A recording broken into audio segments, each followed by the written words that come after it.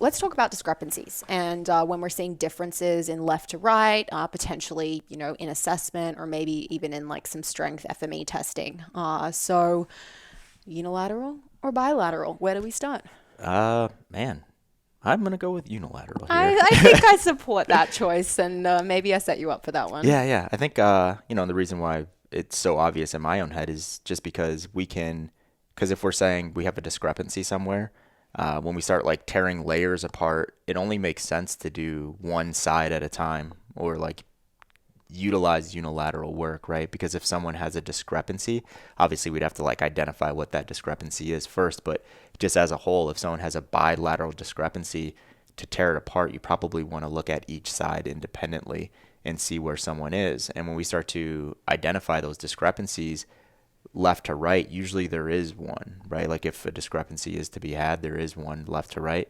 And then you just implement strategies to clear up that discrepancy. And I think a very easy, low barrier one for a lot of people to use is if they find a discrepancy left to right, whether that's, an external rotation test, a split squat test, like you said, if you're doing a single leg RDL test, whatever it is, it's like, okay, I have a discrepancy, which means that I'm stronger, more flexible, more stable, whatever the case is, on one leg or one arm over the other. Then you just train the one that's lagging and you match with the one that's not lagging because you don't want to create more of a discrepancy. And when you think about how that's done in practice, it's very simple, right? It's like you test someone in their split squat and they're like, okay, I got 6 reps at 70 pounds with my right leg and I got 8 reps at 70 pounds with my left leg. In training, you're like, okay, we're going to do dumbbell rear foot elevated split squats. I want you to start with your right leg, and whatever load you do and however many reps you do within this range, all you're going to do is you're going to match it with your left leg. So you're not trying to build up your left leg. You just want to make sure like no atrophy occurs, no like loss of patterning occurs, and you're really focusing on that right leg. And you do that for like 12 weeks, right? And then you retest that thing at the end of that 12 weeks and you see what you implemented, if it works or not. Yeah, definitely. Really important point there, though, would be to communicate that to your client and make sure they know to start with that side that's weaker or has an issue. No, you just just throw it. No, but Just hope they I've seen figure that, it and out. I've also seen it as a question. When in the Yeah. past I've made the mistake of not being really explicit about it, I see that come back as a question to me with single arm, single leg work. So just being really clear that you want them to start on the weaker or the non-dominant, whatever side.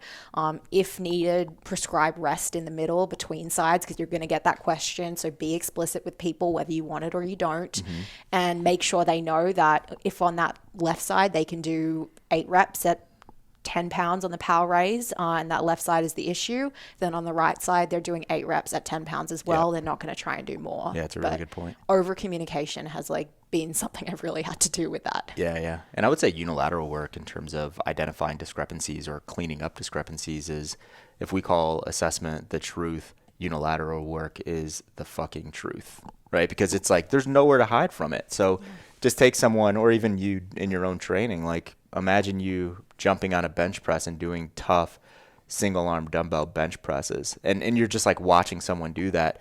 You can identify some pretty good or obvious discrepancies by what they do with their offhand, right?